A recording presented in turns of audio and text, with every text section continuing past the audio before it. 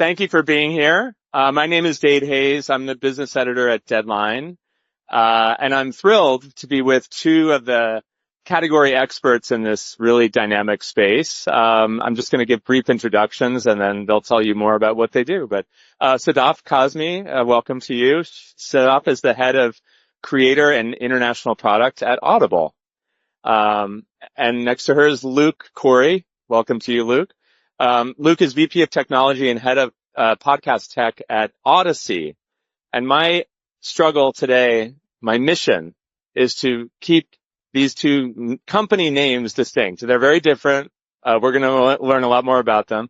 And speaking of that, why don't you guys just take a moment at the top here and explain a bit more about what you do and maybe your background as well.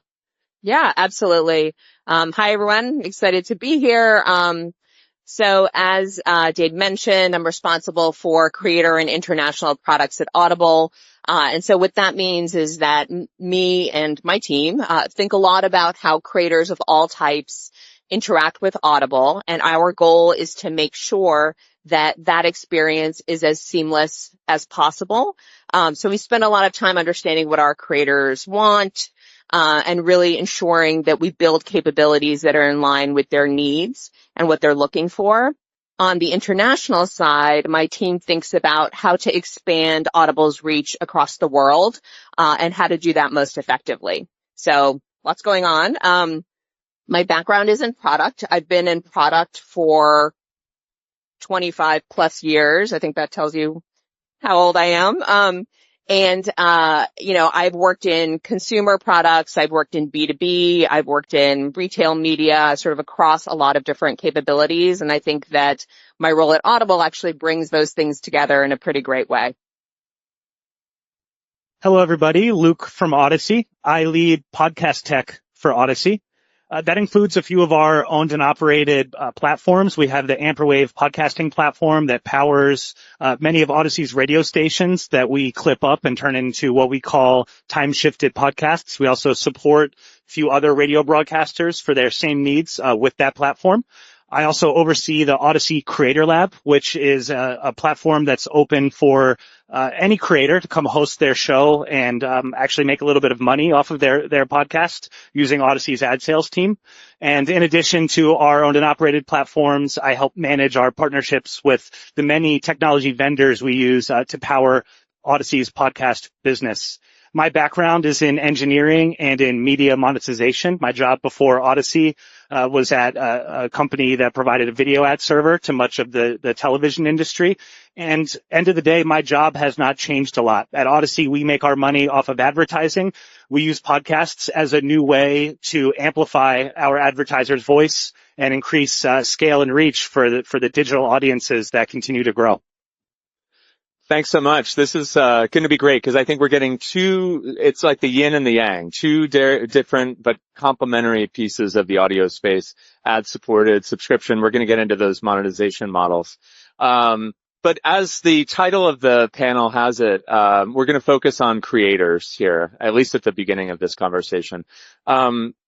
And because you guys are constituted differently, different strategies, but you're both in the audio space and trying to drive forward and really lean into this creator movement that we're having.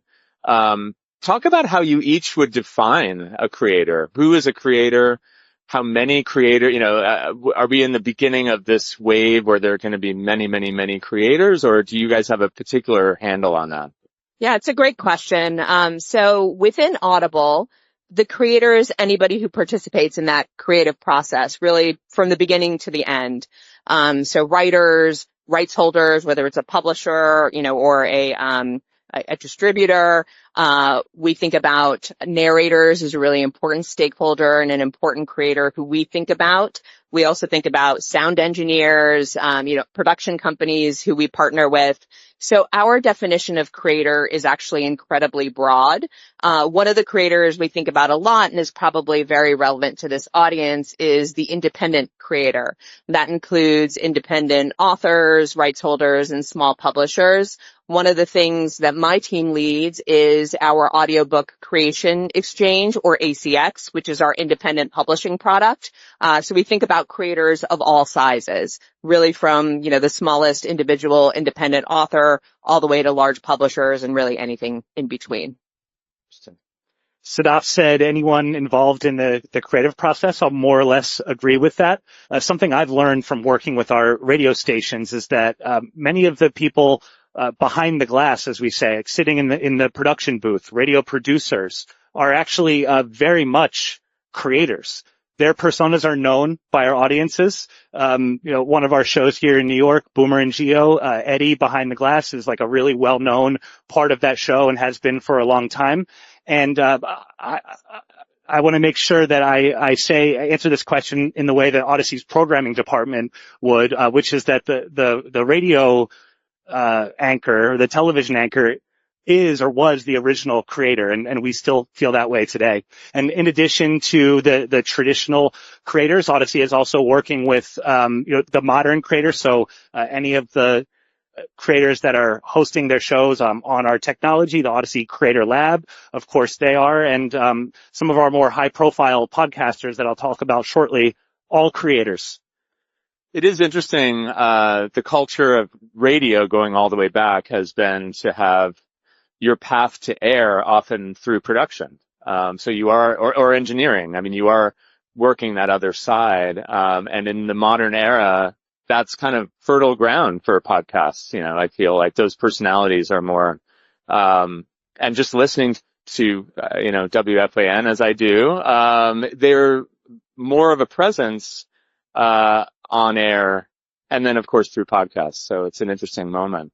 Let me return to ACX if I could. I have written a few books. They have not been independently published, but it's an interesting opportunity for you guys, the authors, certainly the creators, but also the team at Audible, to understand where the upside is, because not every book makes a great audio book and vice versa. So can you kind of go a little deeper on ACX and what you've found thus far, maybe where it's headed? Yeah, absolutely. So this is one of my favorite topics, ACX. And one of the things I love about ACX is that it really lowers the barriers to entry for people who want to publish in audio. So audio is the fastest growing category within publishing. We also know that people who listen to audio tend to consume more book titles overall. So there's a lot of goodness just, in general related to audio. And we want to make sure that we give people access to audio as much as possible. ACX has been around since 2011. Every year since then, it's grown double digits in terms of unit sales. Last year, it actually grew 40% from a listening perspective. So there's just so much growth and interest in this particular segment. And ACX titles actually make up over 30% of Audible's catalog. One of the things that is great about ACX is that it's a really low risk way as an independent author or publisher or a narrator or a producer to actually participate in the ACX marketplace through which you can publish audio titles. And there's a really tremendous upside potential opportunity. There are a number of very famous, incredibly successful authors who have actually gotten their start on ACX. So one of them is Mel Robbins, who I think a lot of people know. She published her first book, The 5-Second Rule, on ACX. That grew into a closer partnership with Audible. She's now a New York Times bestselling author. Frida McFadden also published originally in audio on ACX. Again, a Times bestselling author. And if you look at some of these more niche genres, so Lit RPG is one of them, literary role-playing games series, there's a real opportunity to actually target and sort of grow and expose people to some of these subgenres that maybe not everybody is familiar with, but there's a tremendous interest in segments like this. One of our great success stories, again on ACX, is Matt Dinneman, whose Dungeon Crawler Carl series, which I have to say very slowly because it is a tongue twister. I could not say it 3 times fast, actually got his start on ACX. He published his first title on ACX in 2020. became a Times bestselling author again in 2021. And in 2024, Audible Studios, which is our internal production company, actually bought the rights to the series. And now Universal Studios is creating a TV series adaptation based on the Dungeon Crawler Carl series. So just a tremendous success story, for people who started on ACX as independent authors and published in audio and, just exposed their content to so many listeners across the world.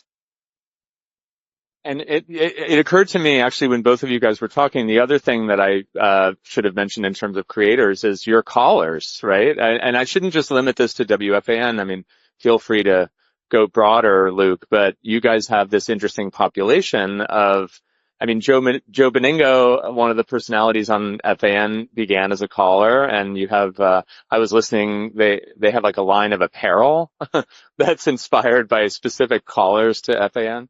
So, that's an interesting area too. I don't know if that's bubbled up for you guys in terms of taking advantage of that in your podcast business. Well, you could draw a parallel between a radio caller and maybe a guest on a podcast, right?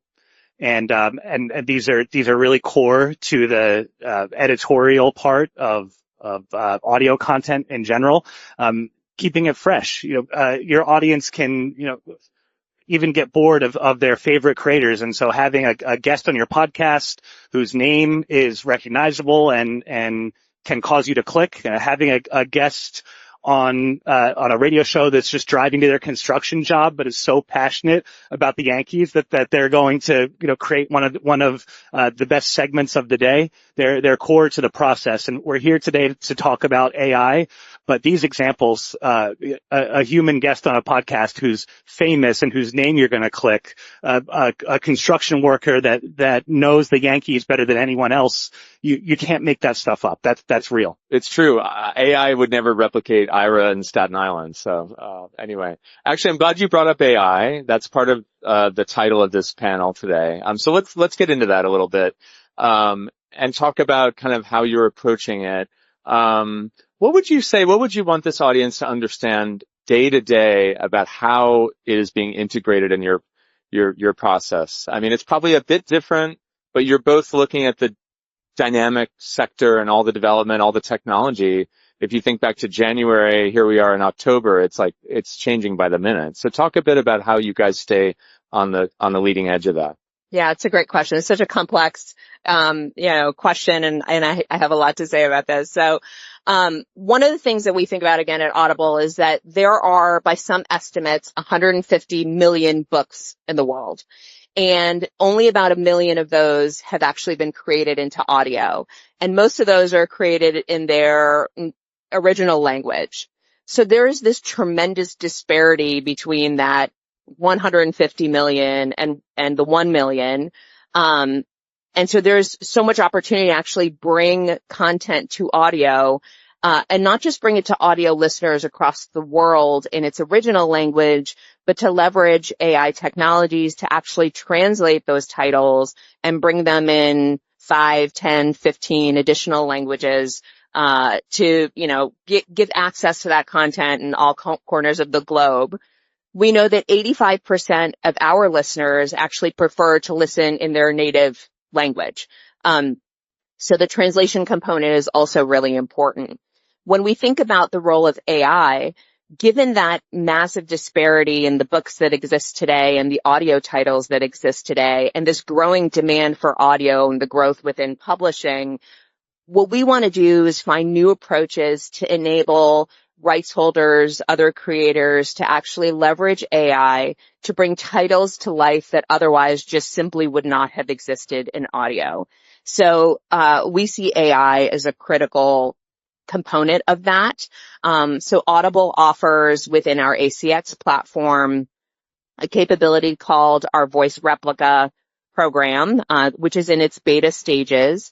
It enables narrators to create an identifiable version of their voice. This is totally optional and opt-in. So narrators can do this only, with their permission. We never use their replica without their permission.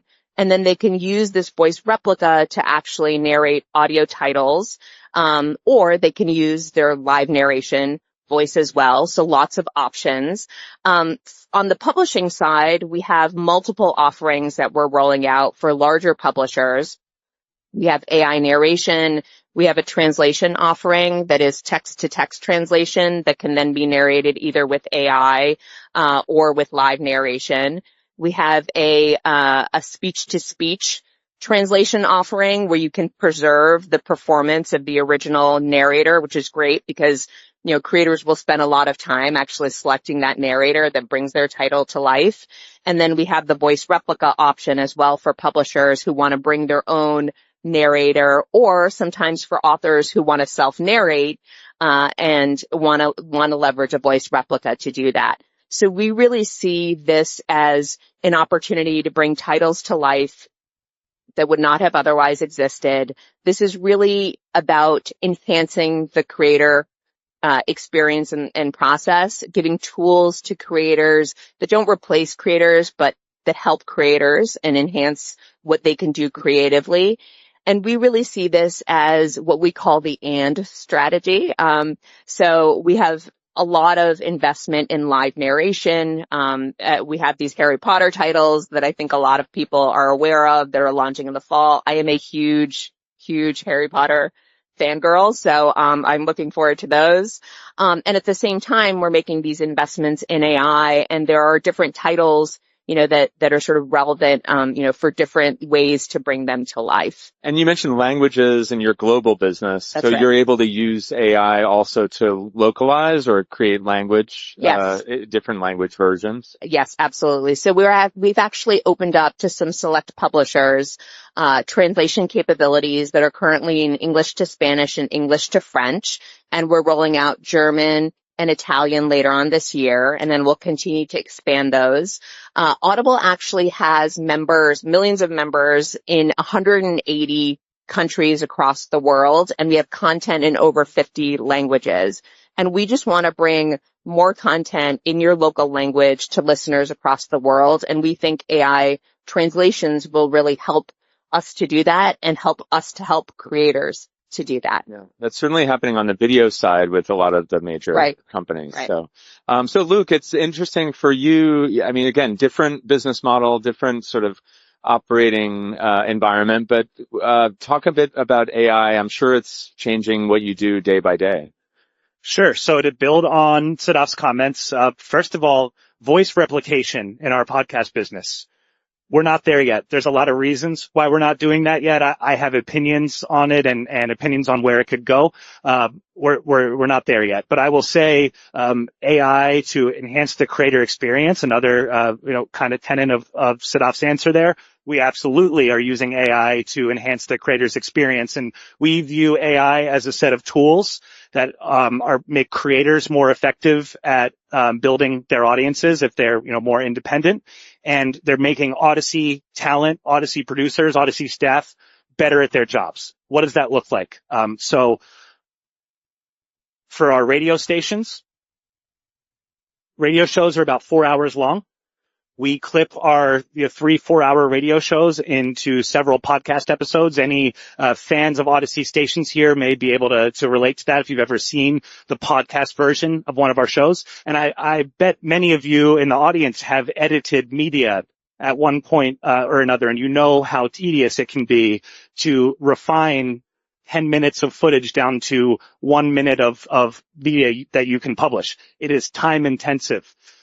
You add a transcript to that equation, and you know when, maybe one section of transition to another, when a guest joined the segment, you can really cut down a lot on the time that it takes to refine your raw footage or your raw audio recording down to something that you want to publish on the internet. And we're already putting tools in front of our staff today that help them take care of that tedious editing stuff in a more efficient way, and then focus on more valuable tasks like taking care of our content on social media, responding to the live comment section on YouTube, things that you really need a human to do. So freeing up our producers, they love to multitask, to bring more business value and, waste less time editing media. Over on the creator side, we view AI really as a powerful tool for podcast promotion. And so it is, if you're a newer podcaster, you're trying to grow your audience, it is really hard to get new humans to come click on your Apple Podcast or Spotify link and listen to your podcast. And we've found one of the best ways to get audiences to actually do that is through social media. Anyone that's spent time on YouTube Shorts here or TikTok or Reels, you've seen those recordings in a podcast studio. It's probably like the really funny joke from a comedy podcast. It makes you say, I want to listen to that full episode. These guys are funny. And maybe click on that Apple link, listen to the long form podcast. That's a successful business transaction for us because we've helped grow that creator's audience and, potentially amplify more advertisers' messages. So AI are tools to enhance the creator experience, make Odyssey radio people better at their jobs, and that's bringing value today. So actually, one of the things that you said that made me think of something that we've experienced within our voice replica beta is, we spend a lot of time trying to be thoughtful about leveraging AI capabilities and AI tools. And so we solicit a lot of feedback and we want to understand what is working, what's not working, and really be in a position to be able to respond to creators.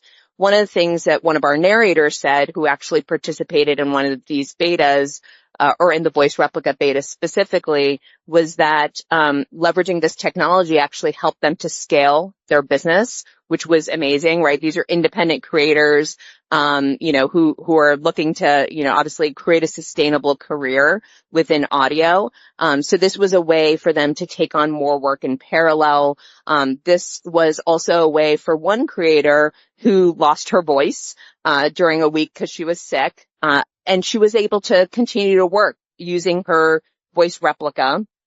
And I thought that was such a great story because, she didn't have to lose out on that income for an entire week because she was able to continue working with her voice replica when she had, was sick and lost her voice. So many really interesting stories. We also believe in fairly compensating our narrators. So narrators can participate in either a royalty share or a pay for production model. And that really enables, again, AI to sort of work for our creators and not to be in a situation where it replaces our creators. Yeah. And just to build on that, I can absolutely relate to giving creators equity in the process, right? If you're an Odyssey creator, hosting your show on Odyssey Creator Lab, it's a free tool, but in exchange for using the tool, we're going to insert ads into your podcast. We're going to share that revenue with you 50-50. And so if you're using an AI tool to post social clips and grow your audience, same deal, Sadaf, we're helping the creator ultimately benefit from those AI tools because by growing their audience, they're growing their income potential.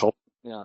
I think it's also about guardrails, right? And understanding that. But I think it can be a really potent tool. I mean, just an anecdotal example is, and I'll throw it to you guys in the audience. Did anybody use that virtual Al Michaels Olympics thing? This was last summer when they were at the Paris Olympics. I'm seeing some signs you did. I loved that. I actually thought that was innovative, very cool, very much controlled, and kind of sticky. It's like I would listen during the day and, he would hit on a couple of highlights and then I would tune in later. It was a mobile only product.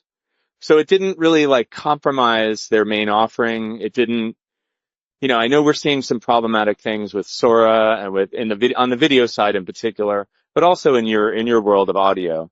But anyway, I think it's an exciting time, but also you said the key word, thoughtfulness. You just have to be really, really intentional about it. I think that I wholeheartedly agree with you. And I think this is really about giving people more choices. Some people will opt to participate and some people won't, and that's okay. Yeah. So we're gonna end up eventually seeing the same thing in audio and podcasting. We haven't figured out the whole voice replication thing, as I mentioned, but I can tell you anecdotally, if you talk to our radio talent, our high-profile podcasters, our smaller creators, opinions on this vary. A lot of people, are doing hosting a podcast as a side hustle, and using their voice to save them time with an ad read. They're all for that. They'd rather save that, a few hours a week now and sign up for that today as a benefit. That's not the overall consensus, so we'll have to see how things shake out. So AI is actually a pretty good bridge to monetization, I think, because that it comes into play there. But I want to kind of drill down a little bit because you guys are operating on such different models. Luke, maybe I'll stick with you because you're working a lot with advertisers and your brand partners. Just again, this is just me as an anecdotal listener of live linear radio, audio, audiobooks, podcasts, all of the above. It feels like we're still at the initial stages of refining the advertising experience, and that's why I'll stick with you, Luke. There's still repetition. There's still, it's not yet really where I think it will be eventually. How would you say that you're seeing technology helping the ad experience, both in terms of placing a relevant ad in front of the right listener at the right time, and just smoothing out that product experience? I just wonder if you could go deeper on advertising. Sure. So, the ad tech topics I'll talk about here briefly, they're not new. Anyone here that works in ad tech knows that we've been using data and the internet to serve more relevant ads to people for a while. I can say we're continuing to refine that. Hearing an ad for a local car dealership while you're listening to a podcast, we see that to be as generally more effective. The audience is, maybe going to at least know that they're hearing a relevant ad and, potentially pay more attention. This is also why we still think host-read ads are really powerful. Again, nothing to do with AI. It's actually really the human factor that makes it powerful. Having your podcast host read you the ad, you're more likely to pay attention. But how does emerging technology relate to this? Well, I talked about incorporating AI into the editorial process a moment ago. It all kind of comes together. So if you're trying to find the best time to locate where an ad should go, we see creators today feeding a whole podcast transcript into an LLM like a Gemini or a ChatGPT. Where should I put my sponsorship read this week?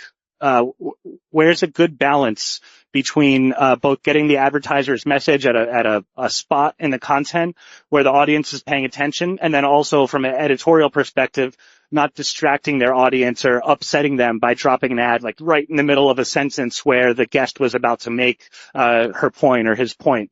And so if you're incorporating AI, maybe an LLM into your editing process, using a transcript or using one of these new AI editing tools, advertising, because it's a fundamental part of the editing process. If we make editing better using tech, maybe even using AI, we're also going to improve the proposition for advertisers by balancing the ad experience between the creator and the brand with their message. And on your side, with Audible's subscription model, and you guys have experimented as a company with different models over the years. But as you're currently constituted with your offering, how would you describe that process of finding the right content that will draw people in? Because the name of the game is to acquire and retain subs. But there's a lot of different ways to do that. You've highlighted, even just in this conversation, very well-known New York Times best-selling properties, but you also want to incubate that newer population. You have to build a mosaic. It can't just be the big airport novels, right? You have to have everything. So I don't know, maybe this is a broad question, but maybe we can get to some more specifics through it. Just how do you think from your end, on the product end, about driving subscription acquisition? Yeah, it's a good question. So one of the things for us really drives acquisition is that we have a large catalog. We have over 1 million titles in our catalog. from an audiobook perspective. That's not to mention all the podcasts that we have as well. What we know about publishing more broadly and audiobooks specifically is that it's fundamentally a long tail business. So people talk a lot about the bestsellers. I know I just rattled off 3 New York Times bestselling authors. However, what we see at Audible is actually 80% of the listening that happens on Audible is actually backlist titles.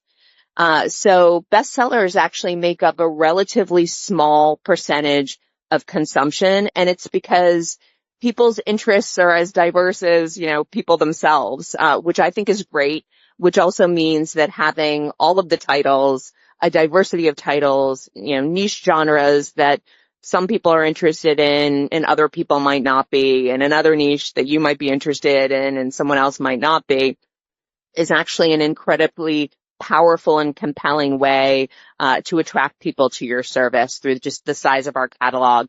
We have different ways that we package our subscriptions, so you can have a membership, or you can purchase a la carte titles.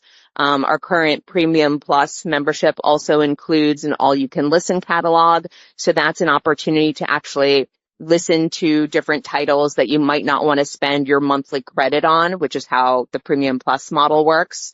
And then in some of our emerging markets, it's more of an all-you-can-listen model. And we spend a lot of time thinking about, are there better ways to serve our customers? And we're continuously innovating on our product, and the subscription model is also falls in that category. Would you say that you said you're continually kind of looking at it, and international is an interesting piece of it too. Well, actually, let me pause on the international. How many countries would you say are all you can eat? I think it is 5 or so. Oh, okay. Yeah. I mean, the world is you said 180. Well, 5, sorry, so we have 11 localized marketplaces. Okay. Of those, about half are all you can listen model, but you can purchase an Audible membership from anywhere. And we have members in over 180 countries in the world.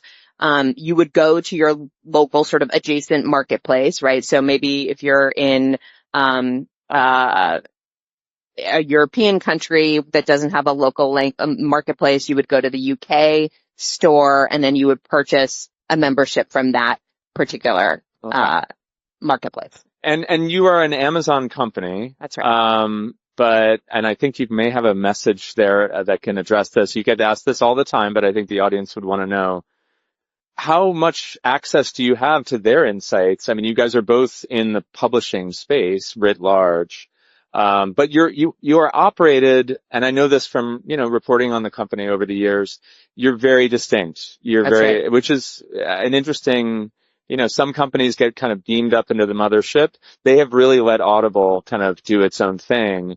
And you can certainly make an argument it's allowed you guys to prosper.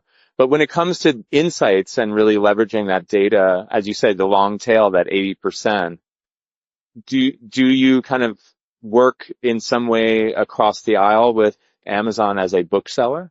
So, it's a great point about us being an independent subsidiary, and this is something that is really important to sort of the Audible ethos. We have a distinct culture. We're very proud of the business that we've built. One of the great benefits of being an Amazon company is really the global reach for us, because Amazon has such a global reach and marketplace and customers all over the world. I think that's a benefit for creators as well. We do collaborate with our partners at Amazon on, various initiatives, and that sort of varies by the initiative. But we see the opportunity for us really about the global reach, and the reach to different audiences. And I think that is probably the most compelling thing as a creator as well, when you think about Audible as an Amazon subsidiary. And talking about the Odyssey mothership, our largest line of business still remains radio by a good margin. That's a well-known thing about most big radio companies still. I'd say podcasting is definitely not an afterthought. It's actually a new value prop when we talk to, our long-standing advertising clients. If you want to get your message out as a regional car dealership or a local pizza shop, it doesn't just have to be a radio spot. They may be buyers or advertisers that are accustomed to doing audio advertising. They want to reach, new audiences. They want to have some participation in the movement of consumer attention towards social media besides just buying Facebook ads. So, that's how podcast is a way that Odyssey makes that happen. When we sell an ad spot to maybe a regional advertiser, they know that they're not just getting the same radio audience they've been buying for years, but they're now actually getting their message out to a new podcast that we just signed, or maybe a new emerging creator that happens to have a hyper local audience in Denver or Chattanooga, Tennessee. So making sure that we keep that local message amplified on new digital content that's sort of new to the audio space. And I do want to ask, and frankly, it's a question that I get at Deadline because we also are free and ad supported. We're entirely about advertising. Has Odyssey looked at, as you scale in podcasting, have you explored the idea of a subscription product? Well, some of our shows use premium offerings. We have shows that have a Patreon, and there are technical means to give your audience like a special exclusive episode that you can't get on the public Apple. So there's some bigger shows that do that as a secondary income stream. That's the biggest use case for subscriptions right now. Interesting. Well, in the last couple of minutes that we have, I kind of want to widen out the aperture of this conversation because you guys are both thinking about this a lot, I'm sure. Again, as a listener, I've been trying to kind of call back to that, because at the end of the day, that's fundamentally my experience with audio. I write a little bit about it, but it's primarily like I'm just immersed in it.